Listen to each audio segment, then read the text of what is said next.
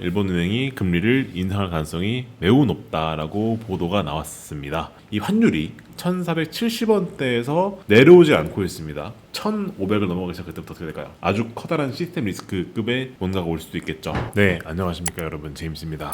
자, 오늘은요, 사실 시장을 지금 지배하는 뉴스가 이 엔캐리 트레이드와 관련된 뉴스가 좀 대부분이죠. 사실 그래서 제가 저번에 올려드린 영상에서 일본은행이 금리를 올리는 게 어느 정도 사실이 되고 있는 것 같다 말씀을 드린 적이 있는데, 거기에 대한 후속 업데이트 시황을 찍어봅니다. 4일자 기준이죠. 오늘이 이제 5일인데 어제자로 나온 따끈한 소식입니다. 로이터에서 나온 뉴스인데요. BOJ가, 그러니까 그 일본은행이죠. 일본은행이 금리를 인상할 가능성이 매우 높다라고 보도가 나왔습니다. 그 근거가 뭐냐면, 사실 지금 현재 그 BOJ, 그러니까 일본은행의 그 전반적인 금리를 결정하는 의원들의 의견은 금리를 올려야 되는 게 맞다. 그러니까 현재 일본이 지금 물가도 많이 올랐고, 그리고 현재 그 국고치 금리나 이런 것들 올라가는 거 봤었을 때 금리를 현 시점에서 인상하는 게 적절하다라고 생각을 하고 있는데, 사실 현재 지금 다카이치라는 새로운 일본 총리가 집권을 하면서 약간 좀 완화적인 정책을 추구하려는 그러한 스탠스를 보이면서 BOJ가 금리를 올리는 건 긴축이죠. 긴축이기 때문에 이 긴축하는 것을 좀 막지 않겠는가, 그렇기 때문에 금리를 못 올리지 않겠는가 라고 하는 게 시장의 그런 걱정이었었는데, 로이터에서 보도함에 따르면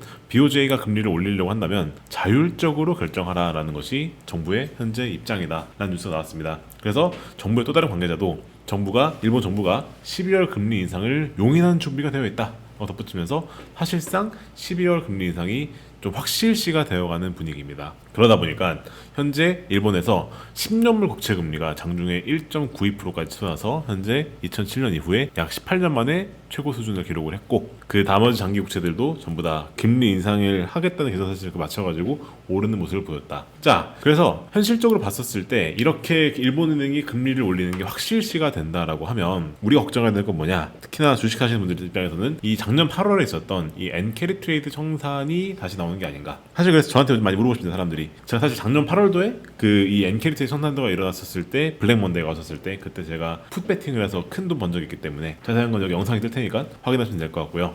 그때 당시에 그 엔캐리 트레이드로 저는 큰 돈을 벌었었기 때문에 이번에도 엔캐리 트레이드가 청산이 되어서 주식시장에 커다란 조정이 오는 게 아닌가 라고 하는 그런 우려들이 되게 많이 물어보시는데요. 여기에 대한 제 의견을 말씀드리자면, 일단 그 일본은행이 금리를 올리는 것만으로도 사실상 엔캐리 트레이드의 청산이 동의이 되는 건 맞습니다. 근데 2024년 8월과 지금이 다른 건 뭐냐면, 사실 2024년 8월도를 돌이켜보면은 그때는 일본은행이 금리를 말 그대로 아무도 예상하지 못한 상태에서 진짜 서프라이즈로 시장에 아무런 힌트도 주지 않고 갑작스럽게 올렸습니다. 갑작스럽게 올렸다 보니까 사실 사람들이 그 일본의 금리 인상에 대응할 시간이 없었고, 그러다 보니까 엔캐리 트레이드 청산이 급격하게 일어나면서 시장에 충격이 왔었는데, 지금은 현재 일본은행이 금리를 결정하는 시기가 지금부터 약 2주 뒤입니다. 2주 뒤부터 시장에다가 흘리고 있어요. 뭘 흘리고 있냐? 이제 우리 금리 올릴 거니까 대비하세요 라고 하는 걸 지금 이렇게 흘리고 있단 말이죠. 그래서 이번 금리 인상은 서프라이즈 금리 인상은 아니기 때문에 사실 NK 트레이드 청산이 저번처럼 급격하게 일어날 것인가 라고 했었을 때 그 부분에 있어서는 약간 좀 다른 부분이다 라고 볼 수가 있는 부분이고요. 사실 그리고 NK 트레이드 청산이 지금 이제 일어난다는 게 어느 정도 그 이제 그 금리 인상이 사실이 됐으니까 지금 벌써 시장이 반응을 해야 되는데, 보시면 현재 시장 같은 경우는 여기 있는 게 나스닥의 차트인데, 나스닥 차트 기준으로 보시게 되면 현재 모든 이 이동평균선을 상회하고 있습니다. 뭔 말이냐면은 사실상 이 추세로 봤었을 때는 상승 추세가 유지되고 있단 말이죠. 그리고 사실 투심이 아직 살아 있어요. 보시면 이렇게 이동평균선 위에 다 이렇게 차트가 있죠. 요렇게 이제 되다 보니까 사실 만약에 NK 트레이드 청산이 정말 우려된다고 해서 시장에서 이게 알려진 정보이기 때문에 이게 만약에 악재로 반영이 된다라고 한다면은 벌써 이제 차트에 이게 나와야 되는데, 아직 차트에 나오고 있지 않다는 건 무슨 뜻일까요? 그러면은 이거는 아직 시장이 엔캐리 트레이드에 대한 청산 위험을 좀 과소평가하고 있거나, 아니면 이 엔캐리 트레이드 청산에 대해서 그 말 그대로 아직 이 심각성을 모르고 있거나, 둘 중 하나일 텐데 아마 전자일 가능성이 조금 높지 않을까. 아직까지 저는 개인적으로 풋배팅을 강하게 걸고 있지는 않습니다. 사실 풋배팅을 강하게 걸려면 제가 늘 말씀드리는 부분인 건데, 이 투자라고 하는 거는 제가 혼자서 하는 게 아니고 다른 투자자들이 어떻게 생각하는가가 되게 중요하거든요. 그게 보이는 건 차트입니다. 그래서 예를 들어서 제가 작년 8월달 기준에 실제 블랙 먼데이 당시의 차트를 보게 되면은 이렇게 차트가 이루어졌었거든요. 이게 코스피의 차트인데, 이미 일본의 금리를 올릴 때 어느 정도 이동평균선 밑으로 저항선을 깨고 내려온 모습을 보였었다가, 이제 여기서 일본의 금리가 올라갔을 때는 상승을 했었고, 그 다음날 조정받고 금을 조정받아서 저항선이 깨지니까 그때부터 비로소 하락이 나타났단 말이죠. 근데 지금 차트의 모양을 보게 되었을 때는 사실 사람들이 아직까지 이 NK 트레이드 청산에 대한 우려가 그렇게 심한 상황은 아니기 때문에 지금 뭔가 액티브하게 풋배팅을 거는 건 조금 아직 시기상조가 아닌가라고 하는 게 그 제가 요즘 보고 있는 그런 내용이고요. 근데 만약에 현재 시장이 이 NK 트레이드의 위험을 과소평가하고 있는 거라면 좀 위험할 수 있다고 보는 포인트는 뭐냐면은 특히나 우리나라 같은 경우에는 현재 이 환율이 1470원대에서 내려오지 않고 있습니다. 이건 제가 저번 영상에 말씀드린 내용에 한 건데 사실 환율이 좀 계속 오르고 있단 말이죠. 그래서 현재 지금 1,500원 근처까지 와 있습니다. 근데 이런 상황에서 만약에 엔켈스의 손상이 일어나가지고 뭔가 리스크가 터지기 시작한다고 한다면 그때는 환율이 오르기 시작할 거고 1,500을 넘어가기 시작 그때부터 어떻게 될까요? 그러면 아마도 아주 커다란 시스템 리스크급의 뭔가가 올 수도 있겠죠. 그리고 사실 일본은행이 금리를 올린다라고 하는 것 자체만으로도 보시면 아시겠지만 현재 이 미국 채권의 금리가 같이 오르고 있습니다. 보시면은 이 일본의 금리를 올리니까 어떻게 됩니까? 일본의 장기 국채 금리가 올라가겠죠. 그죠? 그러면은 일본의 장기 국채 금리가 오르는 것만으로도 다른 나라의 장기 국채 금리를 끌어올릴 효과가 있습니다. 왜냐?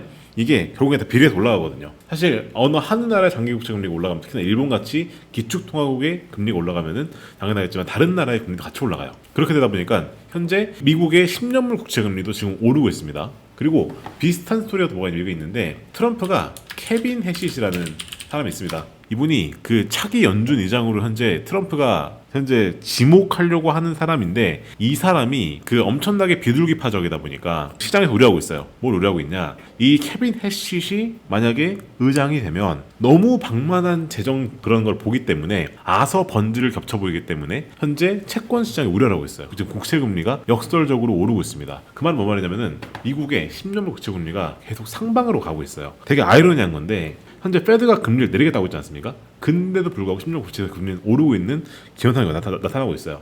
근데 이러한 여러 가지 불확실성이 현재 공존하는 상황인데 이 상황에서 만약에 엔캐리 트레이드 청산의 공포가 실제로 현실화되어서 이게 차트에 보이기 시작하면은 그것은 아주 커다란 시스템 리스크로도 작용할 소지가 있다. 그래서 사실 저희가 투자하는 입장에서는 지금부터는 사실 솔직히 말씀드리면은 이게 시장에서 정확히 언제 어느 타이밍 베팅을 해야 된다라고 하는 거를 솔직히 아직 명확히 말씀드리기는 어려운 시점이긴 하나 이러한 뉴스들을 계속 모니터링하면서 한번 쭉 가볼 필요는 있겠다. 그래서 사실 시장이 이렇게 되게 어려운 상황에서는 저는 투자자로서는 둘 중 하나를 해야 한다 보는데 첫째는 현금 비중을 좀 확보를 해가지고 좀 확실한 상황이 됐을 때 베팅을 세게 하거나 혹은 저처럼 이 시장을 계속 모니터링하면서 베팅 기회를 노려서 베팅 기회가 나왔을 때 확실한 베팅 기회를 잡거나 그렇게 하시는 걸 권장드리고 싶고 만약에 현재 시장에 명확한 수가 보이질 않는데 베팅을 강화하겠다 하시는 거는 저는 개인적으로는 좀 위험하지 않나 라고 하는 게 요즘 제가 보고 있는 시장의 뷰이다 좀 말씀을 드려야 될 것 같습니다. 사실 이 엔캐리 트레이드 청산 문제가 좀 어려운 문제이다 보니까 좀 말씀을 좀 길게 좀 드렸고 오늘은 제가 생각하는 내용들을 두서없이 좀 펼치는 그런 것들을 했는데요. 사실 저랑 좀 더 이렇게 같이 제가 이렇게 보고 있는 시장에 대한 뉴스들을 같이 보시면서 이제 이렇게 같이 하실 방법이 여기 저희 고정 댓글 보시면 같이 나와 있습니다. 저희 퀀터스의 VIP 프로그램이라는 게 있는데 이제 그걸 들어오시면 이제 저랑 같이 이런 걸 하실 수가 있게 되실 거예요. 그리고 이 NK 트레이드 청산을 대비하는 전략도 거기에 포함되어 있으니까 혹시 관심 있으신 분들은 아래 고정 댓글 보시면 좋으실 것 같고요. 그럼 저는 또 다음 영상에서 인사를 드릴게요. 이제 주말 잘 보내시고요. 저희 유튜브 채널 구독과 좋아요, 알림 설정까지 꼭 부탁을 드리겠습니다. 그럼 여기서 인사드리겠습니다. 감사합니다.